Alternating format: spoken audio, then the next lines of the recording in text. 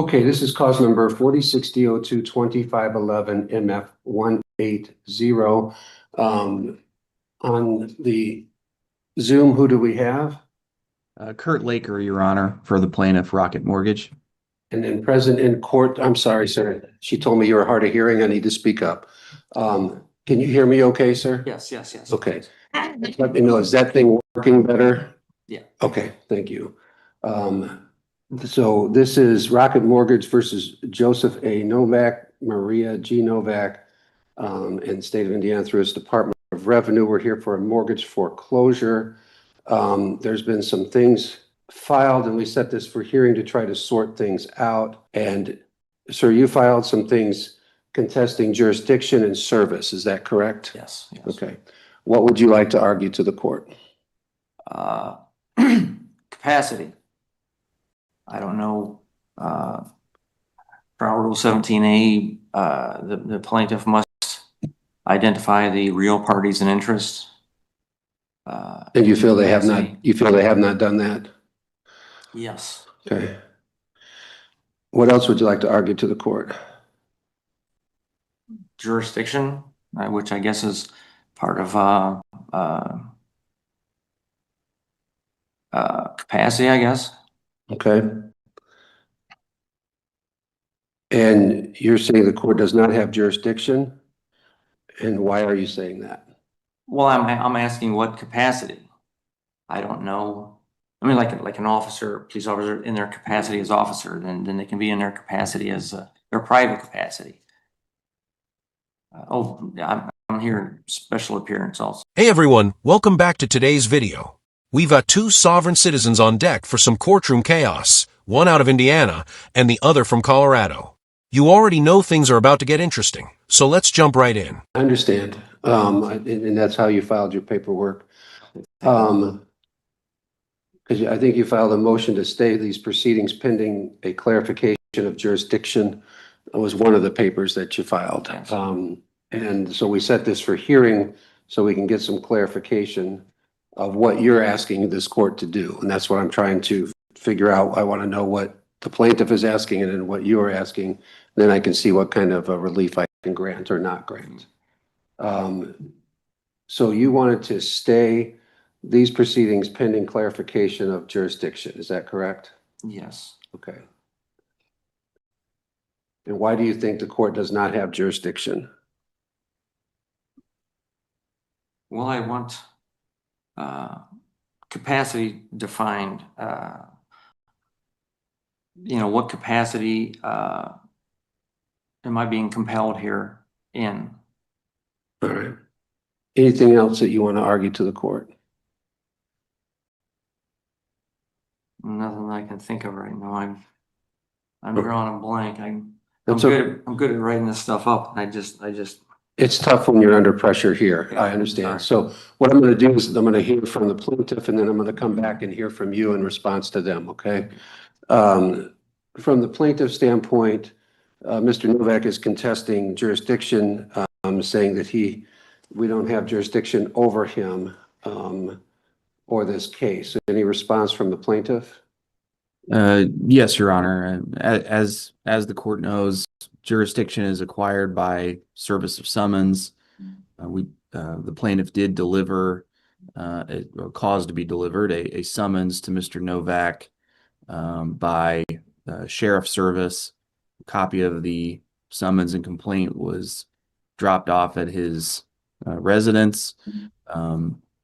Same residence that he used that as a return address when he filed his responsive pleadings with the court. So I don't think there's any dispute that that's where Mr. Novak lives. The complaint and summons were dropped off by the sheriff and subsequently mailed. Both of those facts are reflected on the court's docket. That is the means under Trial Rule 4.1A3 by which we establish service and effectively bring Mr. Novak into court. We believe we've done that. And at this point, all we're asking the court to do is review the service, conclude that personal jurisdiction exists over Mr. Novak and order him to file an answer, responsive pleading, or take whatever action he decides to take in response to the complaint. Mr. Novak, I'm looking at the file and I'm seeing a summons that was mailed and left at 7334 North 200 East in LaPorte, Indiana, which is the property that's subject to this petition for foreclosure. And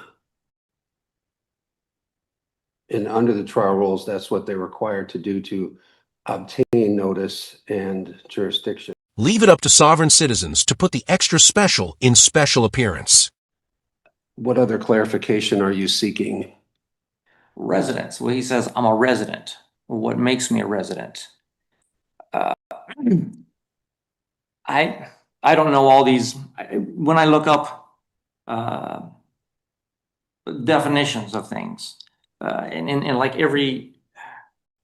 like for instance, traffic, Trial 9. I mean, you look up, there's definitions of words, and you go to another title, and there's a bunch of other definitions. The definition keeps changing. My view of the word residence, it's Latin. Res is the object of a trust. Ident is the same as identical, identify. Resident, to me, I think that means you're saying you're the object of a trust. And I know all these words have legal terminology. I don't know what they, maybe my definition of that is wrong. Well, there goes his jurisdiction argument, straight out the window, along with whatever common sense he had left. Now that the procedural stuff is out of the way, it's time for some of the most ridiculous things you'll ever hear someone say. But I've filed into the county recorder a notice that I'm not a resident, a domicile, a situs. I've looked up all these words, and they have legal terminology. They have different. What am I? When you're saying I'm a resident, how do you identify me as a resident? What makes me a resident? Okay. And the service says, the sheriff's service, which I don't have it with me, but it said just left at last address. It doesn't say where it was left, who it was left with, when it was left, how it was left. And at the top, it says the officer's instructions, it's circled read. And there's one that says left, and left isn't circled. I don't know what that means. Was he supposed to show up and read it to me? Any response, counsel? Your Honor, just in regards to the leaving of the summons, the docket is clear, what occurred. The summons was left along with the complaint. It was mailed. I don't think there's any dispute that Mr. Novak actually received it. Receipt of the summons and complaint is what caused him to file these pleadings. So it's those are the hurdles. Those are the jurisdictional hurdles that we're required to hit, and we've hit them. He's here now. He's filed an appearance. He's aware that we filed a claim against him. I think the court pretty clearly has personal jurisdiction regarding some of the other sort of esoteric arguments that Mr. Novak is making about the meaning of various words. I guess I would just point out that the trial rule 4 speaks of leaving it as his place of abode, residency, domicile, these other esoteric concepts are just not baked into the trial rules for purposes of service of summons. Mr. Novak is a real person. He's sitting in front of us. He lives in a place. We delivered the summons to that place, and the sheriff mailed a copy of it to that same place. So I'm not sure what else is to be expected of my client to properly put him on notice of the claims that have been made against him. He has everything he needs to put forth whatever defense that he chooses to make, and we would ask that the court order him to do that at this point. All right, Mr. Novak, I understand what you're saying about resident, and I understand what you're saying about capacity. Any other arguments you want to make to the court? He said real person. Is that natural person? Because when I looked up the definition of person in Title IX, there's 14 entities and none of them say man or woman. It's a corporation, company, association, firm, society, blah, blah, blah, blah. Nothing says man or woman. It's definitely wrong, but you'd know that if you stopped pulling legal definitions from a paint-by-numbers handbook. A resident is simply someone who lives in a place for an extended period of time. Kind of like the dust that's apparently taken up permanent residence inside your skull. So can I get a definition on what real person he means? And also property. When I look up property in Black's Law Dictionary 11th edition, page 1470, it says property is a collection of rights in something of value such as land. Property is not the land. Property is the rights in the land. It's equitable interest. It's your right to enjoy, own, transfer, and dispose. So, And are you not claiming any right in 7334 North 200 East in LaPorte, Indiana? any right in that? Any ownership of that? Or use of? Sorry. I'm not trying to make you nervous. I'm just trying to understand your argument. I've got bad allergies. Okay. And it's terrible. Well, Title IX of the Indiana Code deals with motor vehicle laws, and unless your eviction somehow involves a traffic stop, you're probably looking in the wrong place to begin with.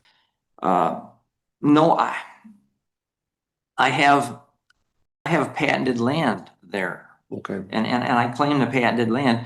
I literally have the land patent signed by Martin Van Buren in 1837, and it's certified from the Bureau of Land Management, Government Land Office, the Department of the Interior.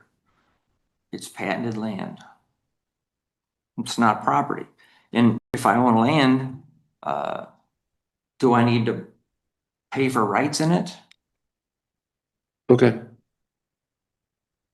And you understand that the mortgage company that's the plaintiff is claiming an interest in that land because of a mortgage document? Yes, and I really don't want to get into. I want to. From what I understand, if I get into merits, then that puts me in general insurance. I'm not even an amateur litigant. I'm just Joe Blow down the street. That's all. I understand. And I'm being careful. I'm not trying to resist anything. And I understand you're hearing here in a limited purpose only. So let me do this. I think I understand your arguments. I'm going to go back and I'm going to reread what you have filed and all your pleadings. And counsel, I'll read what you have filed in your pleadings, and then I'll issue a ruling as to what the clarification Mr. Novak is requesting. That ruling may be one, that there has been no proof of service, or it may be two, there has been proof of service. And now, Mr. Novak, you have X amount of time to respond, and then you can file any other defenses and responses that you have at that time. Okay. And I have recordings with the county recorder about the land and about me personally. And you'll be able to file all of that with the court to prove what your interest is.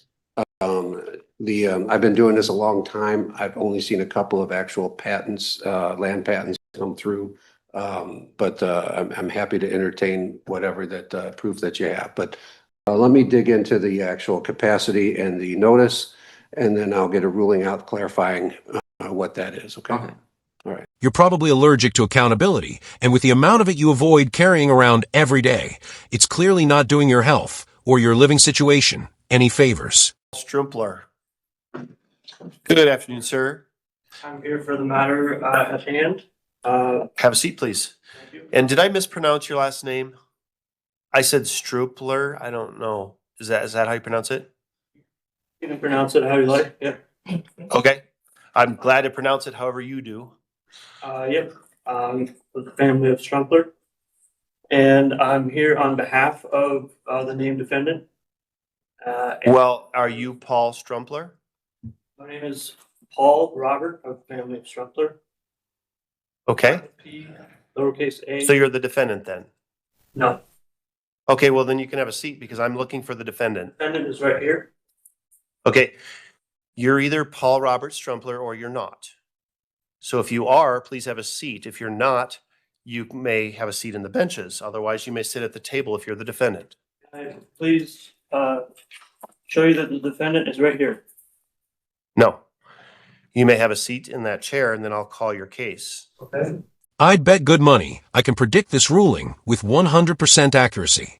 A land patent is the highest form of evidence showing ownership of land. It proves the government once owned it and later transferred it to a private individual. But, and this is where the whole argument falls apart, you're forgetting contract law. The moment you signed that mortgage agreement, you gave the bank a security interest in the property.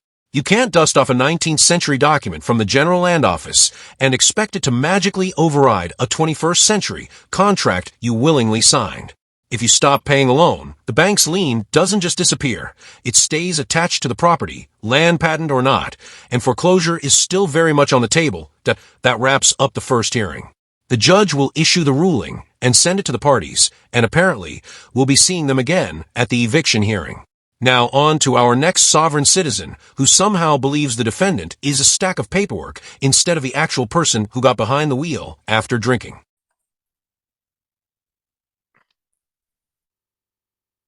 You don't want to, are you not the defendant? I'd like to retain my rights. You can retain your rights, Thank you. but are you the defendant, Paul Robert Strumpler? As I said, I am here on behalf of the defendant under special limited appearance. Can you make sure the microphone is tipped towards your mouth there? Thank you. I'm here under special limited appearance on behalf of the named defendant. Okay, I don't know what that means. I just need to know whether you are Paul Robert Strumpler. You can refer to me as Paul, yes. Okay. I'm going to take it that you are Paul Robert Strumpler, the defendant in this case. I'm going to call the case now. We're on the record in 25T422, People versus Paul Robert Strumpler. Mr. Strumpler is present in court in person, pro se today. Mr. Garrett is here for the district attorney's office. We're scheduled today for appearance of counsel.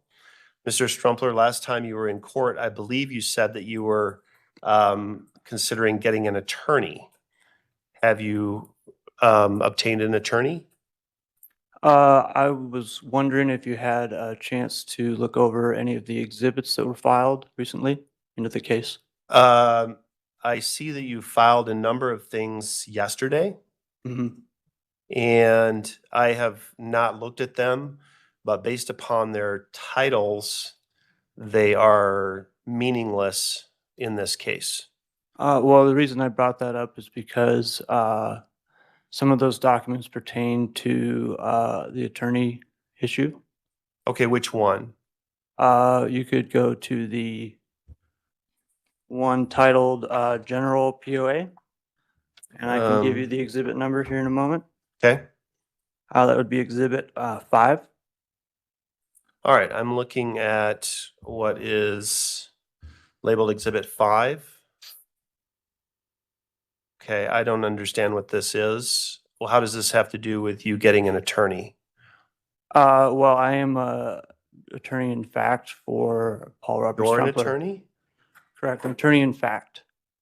Okay, what is your bar license number?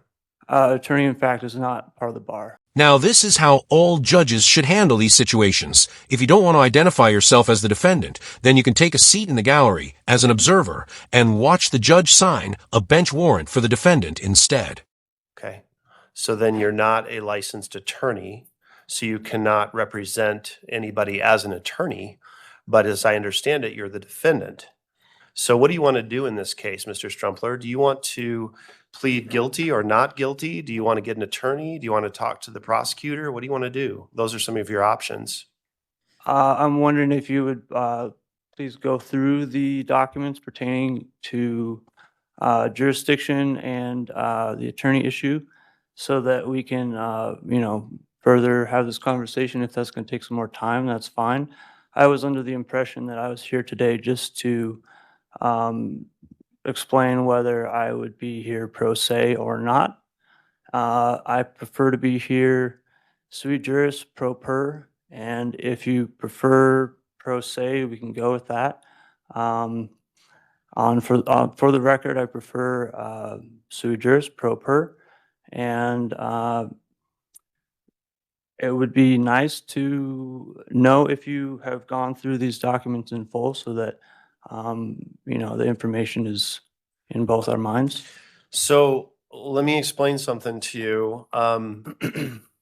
You can file documents with the court, but they don't mean anything unless you're asking me to do something. If you're asking me to do something, you would file a motion to whatever. I don't know what you might want to Sure. ask me to do. Sure. Just filing, for example, all these documents, ecclesiastical deed poll, all these exhibits, notice, last will, none of this is it's all meaningless. It has no meaning in this case or effect. Mr. Garrett? And Your Honor, because I saw the exhibits that were submitted to our office, and then as well as kind of what we've seen today. I know it's kind of rare for the prosecution to express concerns in competency, but at this time, I think I would be asking. I do have concerns for competency, and I would be asking the court to order an out of custody comp eval. Okay. I think I'm going to want you to do that in writing. Okay. I want to have that documented. Okay. So, Mr. Strumpler, at this point in your case, all we're talking about is whether you want to have an attorney or not, and whether you want to plead guilty or not guilty, and set it for trial. So that's what we're trying to decide right now. I'm aware. I would like to know who's bringing the claims and to see the claim before I can plead to any charges. So it's the district attorney, the elected district attorney on Right. behalf of the people of the state of Colorado. They are the ones that are prosecuting you. Right. So they're the ones bringing the charges. May I have a moment to speak further? Because I believe there's some presumptions that are being presumed here that I would like to challenge. Oh, so you're not a licensed attorney at law. An attorney, in fact, is more like someone holding power of attorney, which, despite the name, doesn't give them the authority to represent someone in court. Maybe it's time to hire an actual attorney and stop trying to LARP as Perry Mason. For the record. No, you may tell me if you want to represent yourself or if you want to get an attorney. That's one question I have. And the other question you may answer is whether you want to plead guilty or not guilty. Those are the two questions I have for you today. Those are the questions you may answer. I'm here on behalf of myself.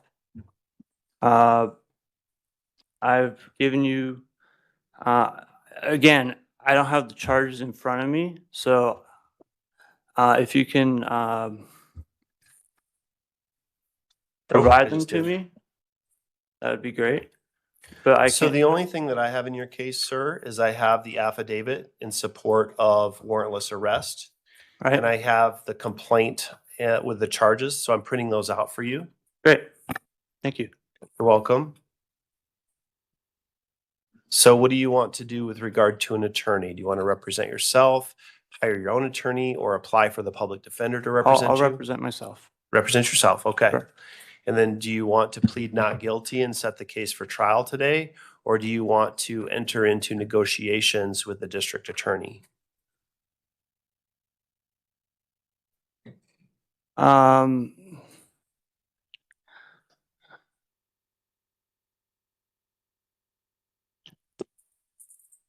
What would the negotiations look like?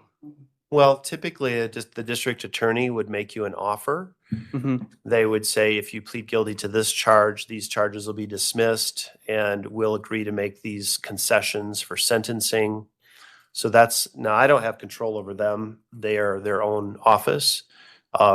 They don't have to talk to you. They don't have to make you an offer, but they usually will if you want. Right.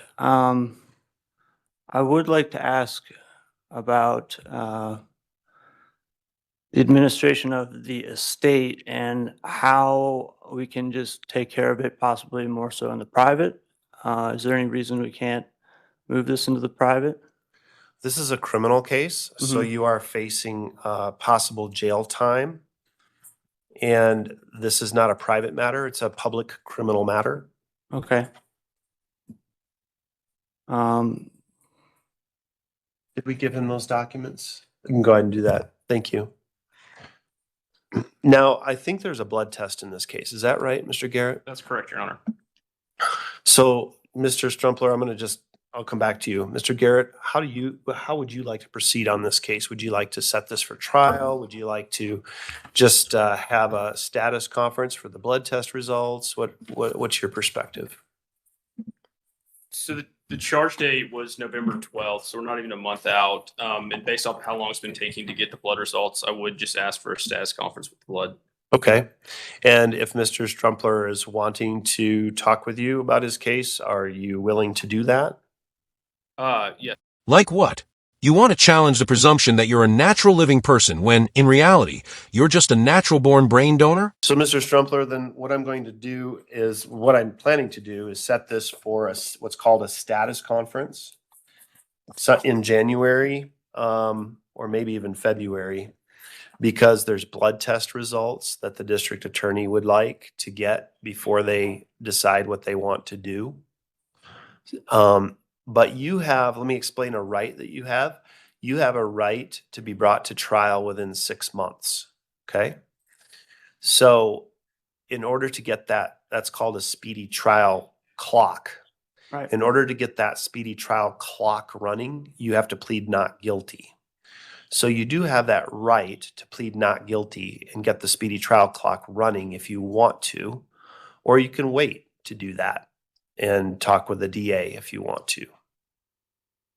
Wait to get the speedy trial clock running. Yeah, the 6-month speedy trial clock doesn't start running until you say not guilty. Then it starts. Okay. So you can do that today, or you can wait until the next time we come to court. And between now and then, if you want to, you may try to talk to Mr. Garrett about your case. You don't have to, but you may. And the other date you said was February. Oh, I was thinking I'd probably set this out. Do you want to go into February, Mr. Garrett? Like February 4 or 11? February 11th works. February 11 is 10 weeks. So that's what Mr. Garrett is proposing. For us to come back and speak some more. Yeah, to see if there's any change in your position, his position, or if we have the blood test results. We probably won't by then, but Mhm. it's a check-in date. Okay. And if between now and then, if you change your mind and you want to get an attorney, you go ahead and do that. Okay. And then at that time, I would then have the chance to plead not guilty If and you want start to. the clock. Yes. All right. That would be ideal, I suppose, to go ahead and shoot for that date if you'd like, and then we Okay. can have a chance to convene in the meantime. Do you And on prefer, that date, do you prefer coming back at 11 a.m. or 3 p.m.? let's do 3. 3 p.m. Yep. on February 11. We'll be scheduled for a status conference. Mr. Strumpler, let me ask you a couple of questions. Do you understand my role as judge? From what I'm aware of, you're here to fairly run the court proceedings, and just to be a moderator, basically. This is in a sense the one who I'm opposed with in this hearing. Okay. And for the record, you're pointing over to Mr. Garrett, that side, that table, For the record, prosecution. yes, Yep. yes, Okay, so they're prosecuting you. yes. Okay. And do you understand, I think we talked about this, but do you understand the possible penalties for these charges, or do you want me to go over that again with you? I'm aware of them. Okay. Do you know the maximum jail sentence for driving under the influence? Was it up to a year? Yep, that's Yeah. right. If you're going to talk to a sovereign citizen, then you better hide your tasty glass pane. Okay. And do you understand that you have the right to plead not guilty and have a trial to determine if you're guilty? Yes. So at the trial, that could either be to a judge or a jury. And do you understand that it's the prosecution's burden to prove you guilty beyond a reasonable doubt at a trial? Do you understand that? Yes. Okay. Okay. And do you understand you have the right to remain silent at a trial? Yes. But you also could testify. Do you understand that? Yes. Okay. Mr. Garrett, it may be obvious. I'm trying to probe a little bit into competency. Any other questions that you can think of that you'd recommend I ask regarding competency? Not this time, Your Honor. Okay. All right, Mr. Strumpler, do you have any other questions for me today? I suppose I would just like to know if I can get the best contact information from you. Thank you. All right. Yep, Mr. Garrett. That way So the we can- DA's office is in this courthouse Mhm. downstairs on the basement garden level back in that corner. Mhm. And so you can go talk to them. Have you received all the discovery in your case yet? All the police reports, body I've on camera? received nothing. Okay, so that's your responsibility to go get that, Sure. but it's available for you. Okay. So you can go downstairs and obtain that information, okay? Okay. And I would recommend you do that. Yep. Okay. Any other questions? The particulars for this next date will be coming, how do I receive that information in writing? I don't know exactly what you mean, but the That's- February 11 date, Yeah. we're calling it a status conference. We're gonna Okay. check on the blood test results. I'm gonna check with you to see if you've changed your mind about an attorney. I'm gonna check with Mr. Garrett to see if anything has changed about the case. And it's really just a check-in. And you may plead not guilty that day if you want to. That's your decision. All right. That makes sense? Yep. Okay. And again, just so you know, you can file things with the court, but they don't have any effect unless you file a motion asking me to do something based upon some legal argument. Sure. Okay. And yeah, that is the reason I put those in there so that I could call upon them with motions. Okay. Between now and then, can I file motions? You're always welcome to file motions. I will tell you, typically motions are handled at what's called a motions hearing, Mm-hmm. and that's normally after a person pleads not guilty, Mm-hmm. but it's not required to go that way. You can file a motion anytime you want. Sure. And I can do that by mail. Yes? Yep. But your motion does need to have a basis, a good faith, ethical, legal basis in both fact and law. Absolutely. Yeah. Okay? Sure. Thank you. I'd like to, do everything as honorably and equitably as I'm able to, and hope we can come to a good closure of this case. Thank Okay. you. Thank you. All right, so that wraps up his hearing and brings today's video to a close.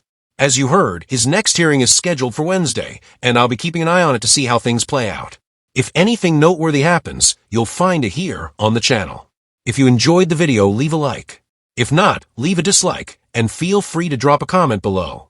Don't forget to subscribe and turn on notifications so you don't miss any updates.